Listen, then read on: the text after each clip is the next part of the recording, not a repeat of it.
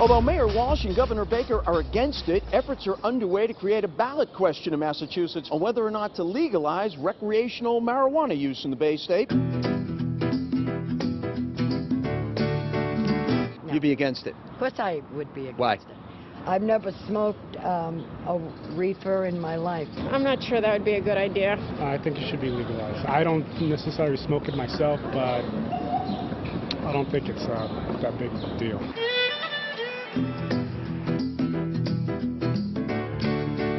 Personally, I don't think it should be, but I would go for a referendum. I would rather not see it legalized. I don't think we need anything that makes people lazier or less interested in achieving things right now. I personally don't like it or want my kids to use it, but I still don't think that the legal system should be involved.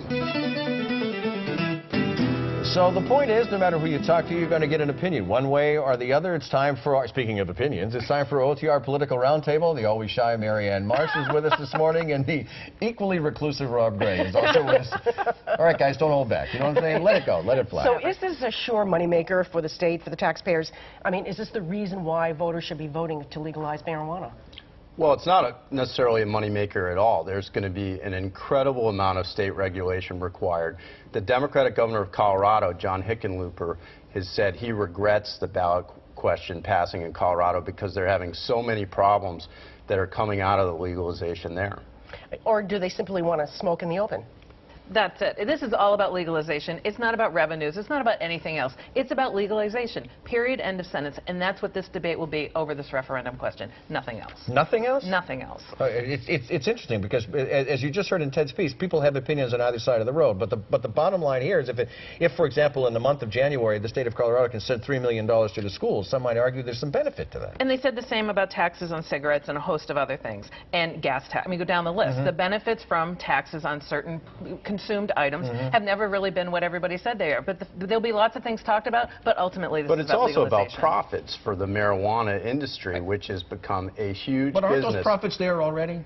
No. Well, they're there illegally. I mean, there's black market there, but in Colorado so far, there has not been a decrease in the black market. And the money backing this ballot initiative in Massachusetts will be from big marijuana. You know, we had big tobacco, and now we're going to have big marijuana, and they are financing these ballot initiatives around the country to expand their market. The Senate President is walking a fine line. He says he doesn't like the ballot question, but that's not how laws should be made. But he won't say if he's against legalizing pot. Any political danger at all from the senator from Amherst, Marion? Here's the problem. The reason it's on the ballot is because the legislature refuses to do anything about it, which is exactly how medical marijuana ended up as a ballot question and ended up getting passed in Massachusetts. So if the legislature wants to have any say on this matter, they need to pass something to at least set the bar, because that's the only way they're going to be able to influence the way the question's written. And if they don't do that, good luck, it's going to pass in a presidential year, period. The key part of your question there, Ed, was the senator from Amherst. Which is why he said it. He's in no political danger, because I think probably 98% of his constituents in the Happy Valley are in favor of this. So.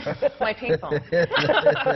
Let's switch the conversation. Take a look at this videotape of the shooting of Osama Rahim in Roslindale last week. Boston police released it in stages, first to the Boston clergy, then to the family, then the public. Did they win the public relations war on this, or is it still sort of a standoff, Marianne? One, hands down, and police officers across the country should take a page from this playbook, because it diffused a potentially volatile situation that could have happened here in Boston. Hats off to the BPD. You take a look at that video, it's kind of hard to see exactly what's happening. Who won this war? You can see enough. It's the eyeball test. It's not super slow-mo, but you can tell what happened, enough of what happened. And I think the police department handled it just right, and the district attorney. I mean, they showed it first to key opinion leaders before they showed it to the public. And the family. And to that point, Rob, the key opinion leaders seemed to agree with what was on the video. And in fact, as time went along, they were suggesting that indeed perhaps the action might not have been criminal in nature. It helped diffuse the situation. Definitely. Representative Steve Lynch and Seth Moulton, two voices in Massachusetts delegation, who are skeptical the president is making the right move, sending more military into Iraq. Is this more than protecting their political flank, Marianne? Does the president hear them? He may hear them. Whether he listens to them is another matter. The fact is, doing nothing here isn't an option, but sending 450 troops is close to nothing. The reality is, this is never going to be addressed until other countries join in, Sunni, Shia, Kurds, and everyone else. And by the way, the next president's going to have to finish the job. I think Moulton and Lynch are standing on principle. They have a track record of doing that, especially Seth Moulton with his record of service, and they seem to be in the right here and the president in the wrong. I want to talk about the New England Patriots, and I want to talk to him about from this perspective. They very quickly cut Brandon Spikes after his Mercedes was found abandoned on the highway. Now, there is no evidence as of this moment that he was driving or that he was even in a car, but it is suspected to have, the people who were in the car are suspected to have left the scene of an injury that caused injury to a family, scene of an accident that caused injury to a family. The question is, did the team learn a major lesson from the Aaron Hernandez scandal that gives any new scandal in the future just proper protocol and bang, they move fast? Well, ask Mr. Butler, who's missed Malcolm Butler, yeah. who missed a flight and is, benched for 3 weeks in OTAs. I mean, after Hernandez and during the Brady appeal, yeah, the last thing you want is something like this. One sports writer did say, though, that if Spikes were invaluable, they would have figured out a way to keep him. I'm glad they didn't. There's still a double standard. Marian's right, because it's Spikes. He's a bubble player. It's an easy call. If this had been Gronk, would he be cut today? I don't think so. So the latest idea, switching over to the Olympics, staying on the sports theme, of course, is that creating a state Olympic agency to manage the entire concept. Is this a good idea or is this a bad idea, Rob? And before you even say anything, I know what your answer is. How about a horrible idea? That wasn't an option. Because it really is. State agencies never die once they are created. That will be the truth here. It will live on in perpetuity. So yes, it's a horrible idea. Is he right about that? I think the bigger point here is it's yet one more tactical response to a huge strategic problem, which is, what's the plan and does it make sense? We may see the plan, but so far nothing's made sense, and this is just one more attempt to try to deflect attention from the real problem here, and that's not going to solve anything. What's the real problem here?